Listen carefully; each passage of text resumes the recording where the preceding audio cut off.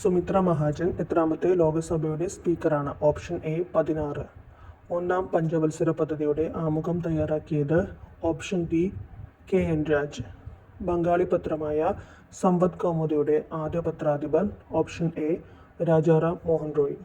രണ്ടാം വട്ടമേശ സമ്മേളനത്തിൽ ഗാന്ധിജിയുടെ ഉപദേശകനായിരുന്നത്? Option B Madan Mohan Malviya.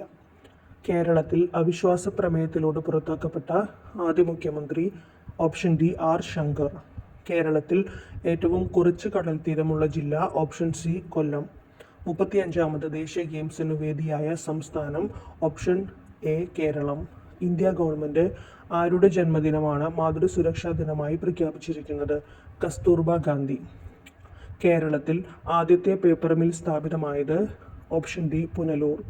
സംഘകാലഘട്ടത്തിൽ കുറിഞ്ചി എന്നത് ഏത് പ്രദേശത്തെ പ്രതിനിധീകരിക്കുന്നു? ഓപ്ഷൻ ഡി പർവ്വത പ്രദേശം.